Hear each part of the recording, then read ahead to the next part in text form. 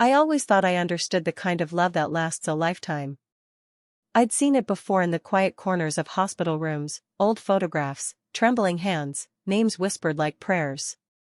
But nothing prepared me for the night Mr. Hawthorne looked straight into my eyes and called me Lillian. That wasn't my name. The moment the word left his lips, his entire face softened, like he was seeing a ghost he'd waited decades to touch again.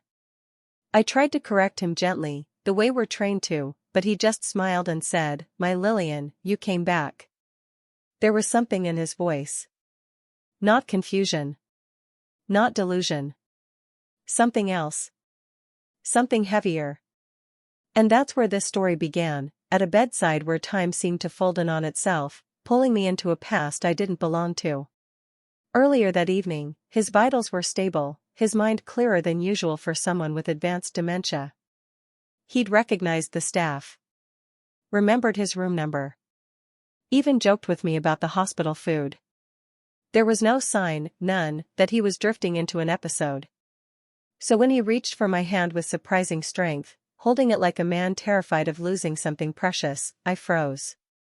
Because something inside me, something I didn't want to admit, felt the weight of that moment, too. "I knew you'd come back," he whispered. "I kept every letter you ever wrote." Letters? I didn't understand. Was this just memory distortion? Was he merging me with someone from his past? It was common in dementia patients, but the way he said it, it didn't sound like confusion. It sounded like conviction. And then he told me something that made my entire body go cold. "I never told anyone what happened the night you left." He wasn't talking to me. He couldn't be. But his eyes, those pale, failing blue eyes, were locked onto mine like he was confessing a truth he'd carried for lifetimes. I tried again, gently. "Mr. Hawthorne, my name is..." But he squeezed my hand tighter. "Please. Don't leave again without letting me explain." And before I could respond, he began to cry. Not the soft, tired tears of an elderly man. These were deep, chest-shaking sobs pulled from a place inside him where regret was carved sharp and permanent. I didn't know what to do. Nurses aren't taught how to respond when a stranger mistakes you for the love of his life and begs for forgiveness for something you can't even name. So I sat down. Just for a moment. "Okay," I told him softly. "I'm here. Tell me what you want to say." He stared at me for a long time. Studying me. Searching my face like he was comparing it to a memory I couldn't see. And then, with trembling fingers, he pointed toward the drawer beside his bed. "In there," he said. "The letter, the one I never sent." I hesitated. Crossing that boundary felt wrong. Personal. Too intimate. But something in his eyes, fear, guilt, longing, pulled me in. I opened the drawer. There was only one thing inside. A single envelope. Old, yellowed, edges curled. My breath caught when I saw the name written on the front in faded ink. To Lillian. For the night I broke your heart. I didn't know who this woman was. I didn't know what she meant to him. But the way his voice cracked when he said her name made me feel like I was trespassing on a love story that had never found its ending. "Read it," he whispered. "Please. I don't have much time left." I held the envelope in my hand, suddenly aware of how fragile it was, and how fragile he was. Something deep inside me tightened, a strange sensation I couldn't explain, like I was standing on the edge of someone else's unfinished life. I slid a finger beneath the flap. But before I could pull the letter out, the monitor beside his bed spiked.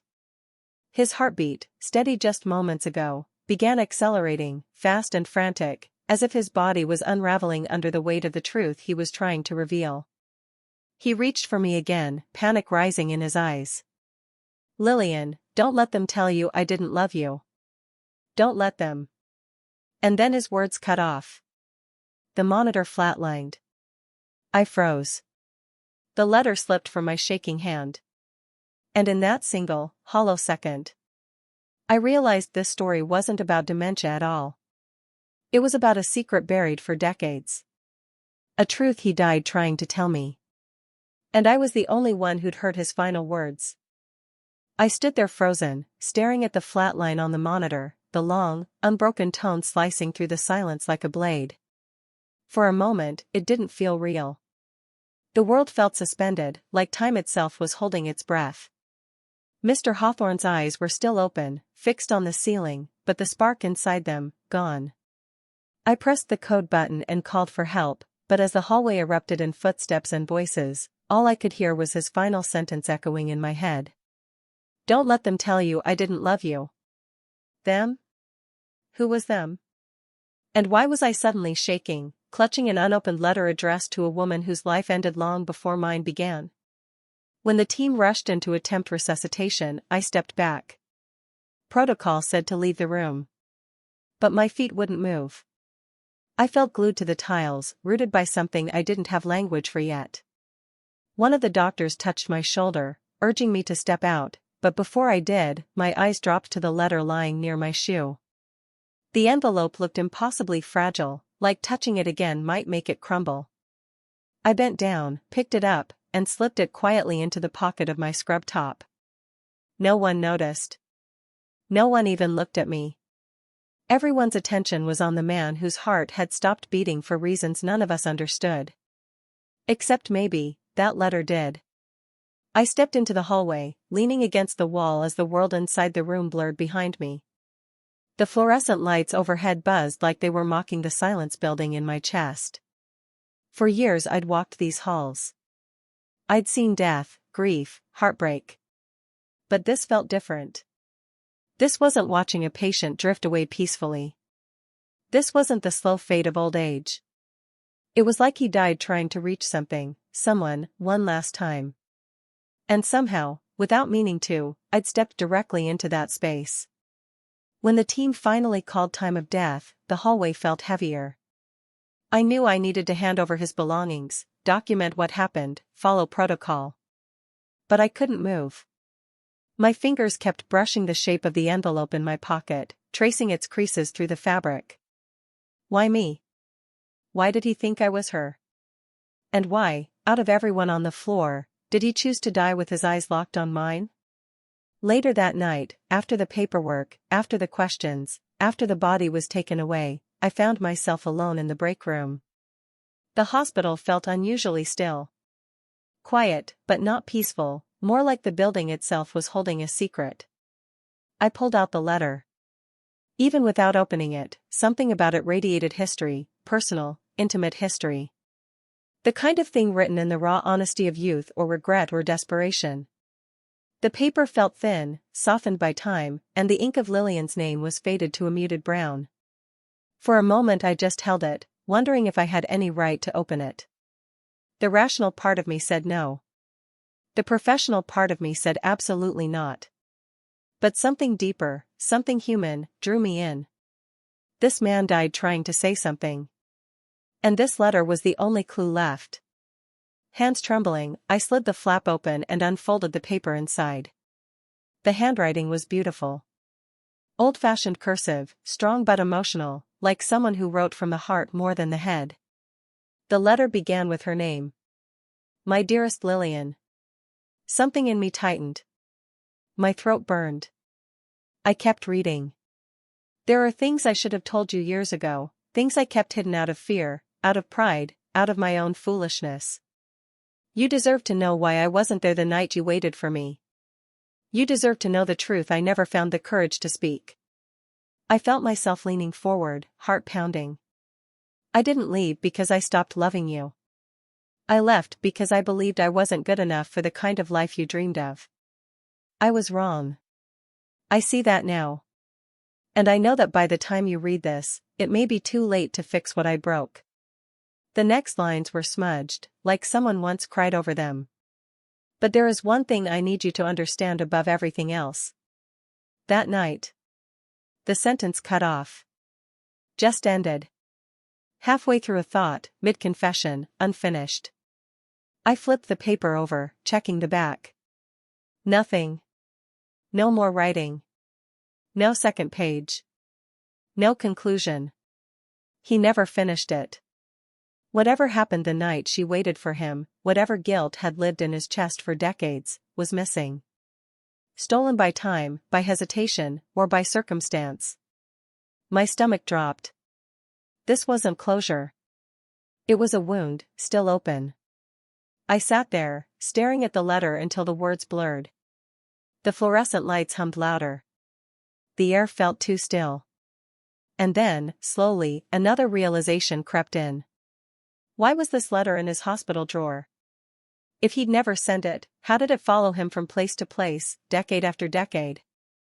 And more importantly, why had he kept it close to him tonight of all nights? Just then, the break room door creaked open. It startled me so much I nearly dropped the paper. I quickly folded it, slipping it back into the envelope, my heart racing like I'd been caught stealing something sacred. But it was only Dr. Reed, sipping from a chipped coffee mug like it was any other night. "You okay?" he asked, noticing my expression. I nodded, too quickly. "Yeah. Just, long shift." He sighed. "Hawthorne was my patient last month. Tough case. Family never visited. Social worker said he didn't have anyone left." "Anyone?" I echoed. He shook his head. "Only record is a wife who passed decades ago. No children. No relatives we could track. Poor guy. Some people leave this world quieter than they deserve." I swallowed hard. Quiet? No. His final moments were anything but quiet. There was desperation. Fear. A secret clawing its way out of him. When Dr. Reed left, I felt the weight of the letter burning in my pocket like a brand. I wasn't supposed to keep it. I wasn't supposed to open it. I knew that. But something inside me whispered that letting it vanish into a medical property bag would be erasing the last thing he tried to tell the world. Outside the windows, the Oregon night stretched dark and endless, fog creeping low against the glass. The hospital's reflection looked ghost-like, floating in a world of its own. I stood, clutching the envelope, and decided I couldn't let this end here. I went back to his empty room. The sheets were smooth, bed freshly made, the air stripped of his scent. It was eerie how quickly a life could be erased from a space, how fast a room returned to stillness after holding someone's last breath. I walked to the nightstand. And that's when I noticed something strange. The drawer, the one where I'd found the letter, wasn't empty anymore. There was something inside it. A small object. One I was certain hadn't been there earlier. A photograph. Face down. I reached in, hesitating, a shiver running through me for reasons I didn't understand, and turned it over. I felt my entire body jolt, breath punching out of my lungs as if someone had knocked the wind out of me. Because in the photograph, clear as day, was Mr. Hawthorne. Young. Smiling. Holding a woman's hand. And the woman. She looked almost exactly like me. I stood in that silent room with the photograph pinched between my fingers, my pulse pounding so loudly that it almost drowned out the hum of the overhead lights. For a moment, I felt genuinely dizzy. The resemblance wasn't vague. It wasn't a passing similarity you could chalk up to coincidence. The woman in the picture looked like me. Almost exactly like me. Same long dark hair, same gentle eyes, same soft smile tilted slightly to the right. Even the shape of her jawline matched mine. If I hadn't known better, I would have believed it was an old photo of me taken decades before I was even born. But the date scribbled lightly on the back shattered that idea instantly. June 12, 1957. Decades before my parents were born. My stomach twisted.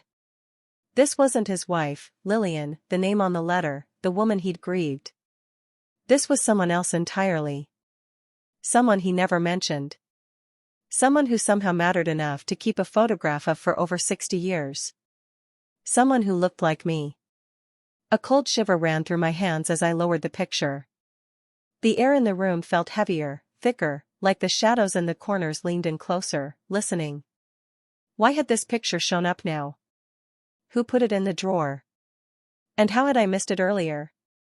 My instinct screamed that something wasn't adding up.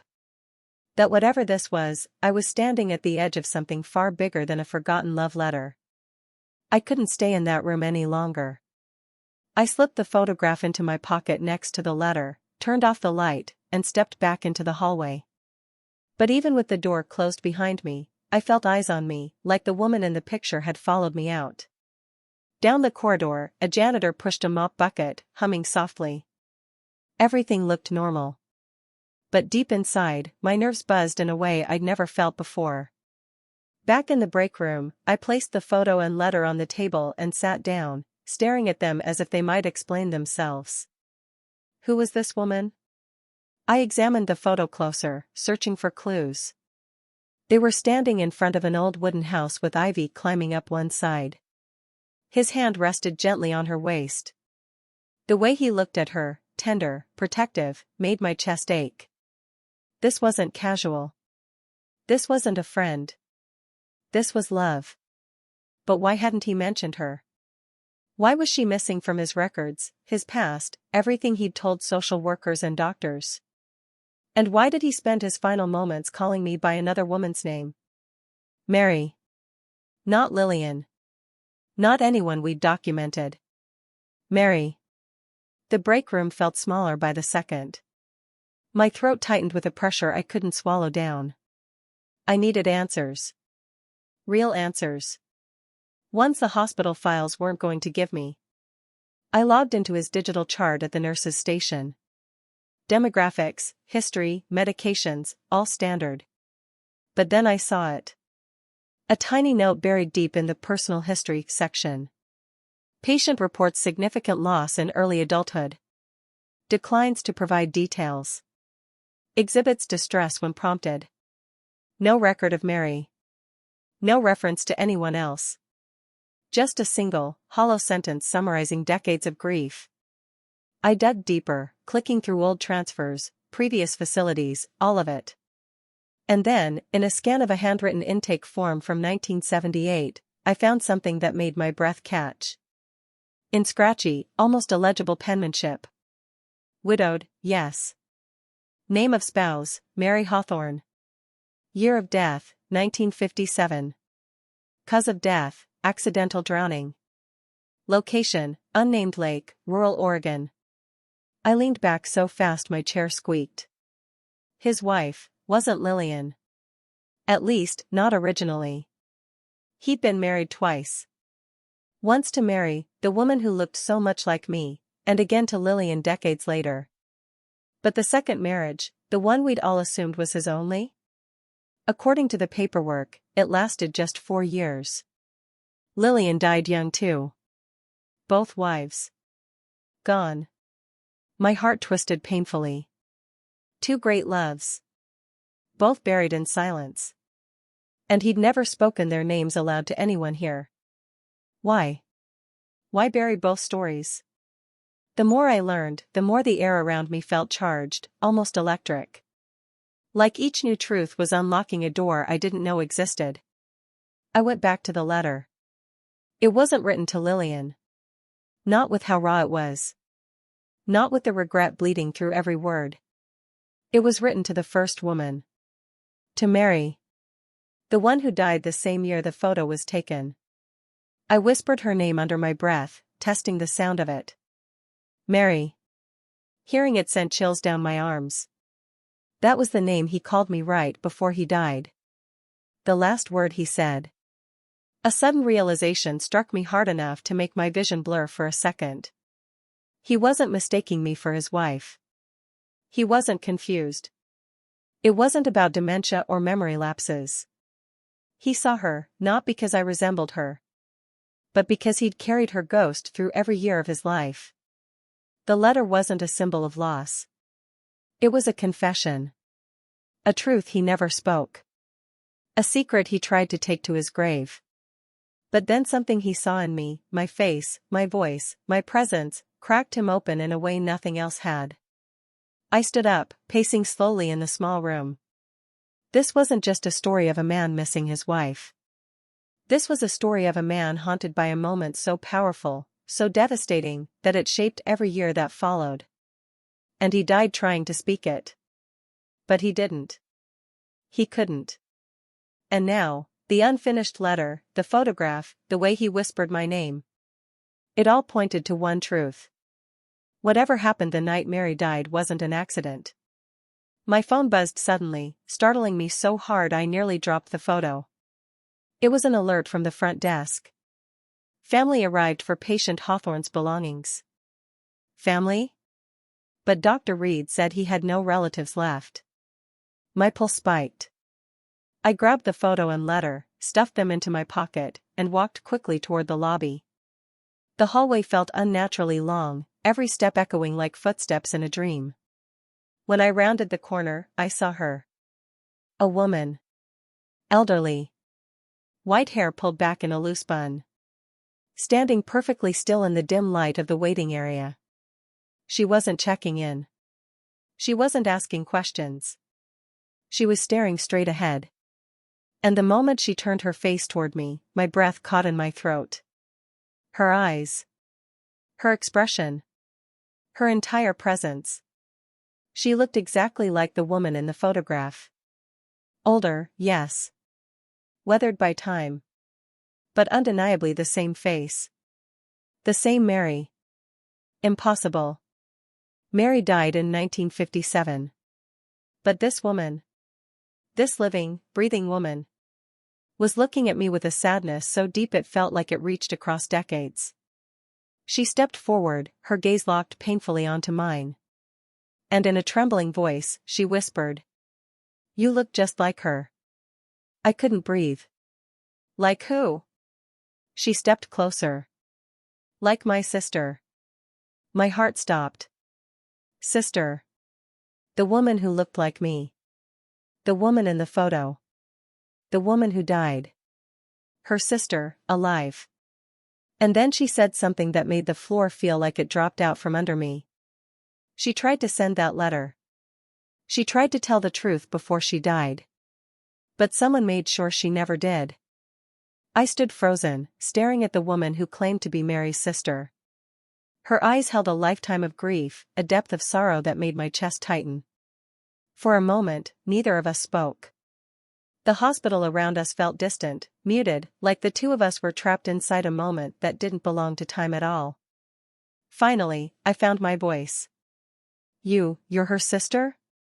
She nodded slowly, her hands trembling as she clutched a small leather purse. My name is Evelyn. I came because they told me Charles passed. Her gaze softened. I didn't expect to see her face again. I swallowed hard. I'm not her. I know, Evelyn whispered. But the resemblance, it's frightening. I felt the letter in my pocket like a weight pulling at my soul. He kept this, I said gently. All these years. Evelyn's expression crumpled, her breath hitching. Of course he did. He never stopped loving her. Not even after everything that happened. What did happen? I asked, stepping closer. The night she died, what really happened? His intake form said it was an accident. Drowning. Evelyn let out a fragile, trembling sigh. That's what the report said. But the truth was buried long before the coroner signed anything. My skin prickled. My heartbeat thudded painfully in my ears. Please, I said, voice low. I need to know. Evelyn lowered herself onto a waiting room chair, and I sat beside her. She took a long breath before speaking, her voice soft but trembling with memory. Mary and Charles were inseparable. Everyone thought they were perfect. But Mary carried a secret she never told anyone. Not me, not our parents, not even him. Until that night. She paused, as if choosing the next words carefully. She'd found out something about him. Something he'd hidden. And it frightened her. My mouth went dry. About Charles? Evelyn nodded. They argued by the lake behind our childhood home. She planned to leave. She told him she would send a letter explaining everything. My throat tightened. The letter, I whispered. She never got to mail it. Evelyn's voice cracked. They said she slipped. That she drowned. But she was a strong swimmer. She taught me how to swim. A cold chill ran up my arms. So you think? I don't think, she whispered. I know. I found bruises on her arms. Finger marks. Someone held her. Someone pushed her. I felt my stomach twist with dread. And Charles? He denied everything, Evelyn said. But he wasn't the same after she died. Guilt hollowed him out. By the time he married again, he wasn't really living anymore. Just breathing. A heavy silence settled between us. Charles's last words echoed through my mind. Don't let them tell you I didn't love you. I suddenly understood. He wasn't begging for forgiveness. He wasn't confused. He wasn't calling me by the wrong name. He was seeing Mary. Her face. Her memory. Her unfinished story. And the truth he'd spent decades burying finally clawed its way out in his final breath. He didn't mean to hurt her, Evelyn whispered, tears streaming down her cheeks. Not really. But fear makes people do desperate things. My chest ached. I didn't know what to say, what to do, how to hold the weight of a man's lifelong guilt and the sister's lifelong grief. Evelyn reached for my hand. Thank you, she whispered. For being with him at the end. For letting him see her again. I didn't do anything, I said softly. Yes, she said, squeezing my fingers. You did. You gave him peace. We sat together in silence, her tears soaking the fabric of her sleeve, my heart heavy with a sorrow that wasn't mine but somehow lived inside me. Finally, Evelyn stood. Do you have the letter? I hesitated, then handed it to her gently. She opened it, eyes scanning the unfinished confession. Her breath trembled. He tried, she whispered. He really tried to tell her. She folded it carefully, as if handling a fragile piece of her sister's soul, then slipped it into her purse. Will you come with me? She asked quietly. To the lake? I want to return this where it belongs. I nodded. We walked outside together, into the cool Oregon night. Fog drifted along the ground, and the moon hung low, silver and soft, like a watchful eye in the sky. As we reached the parking lot, I felt a quiet shift inside me, something gentle but permanent. This wasn't just their story anymore. I had stepped into their history, their grief, their truth. And now I carried part of it. When Evelyn opened her car door, she paused and looked at me one last time. You know, she said, brushing a strand of hair behind her ear, Mary always believed that love doesn't end. It just echoes. I felt my throat close, emotion tightening every muscle in my chest. Maybe, she continued, that's why he saw her in you. I didn't speak. I couldn't. She offered me a small, sad smile, then slid into her car and drove away, the headlights cutting through the fog until they slowly disappeared. I stood alone under the humming street lamp, the night air cool against my skin, and realized something I hadn't allowed myself to feel until that moment. Some stories don't need happy endings. They need honest ones. And sometimes, the truth arrives in the face of a stranger who carries a memory you never knew was yours. I walked back toward the hospital, the night settling softly around me. And as I reached for the door, I whispered a single sentence into the quiet air. Rest now, Mary. He finally told the truth. Then I stepped inside, ready for the next story waiting in the silent halls. Because in this place, every door hides a secret. Every secret holds a heartbeat. And every heartbeat carries a story waiting to be remembered. If this journey moved you, stay with me. There's another secret waiting in the silent caretaker.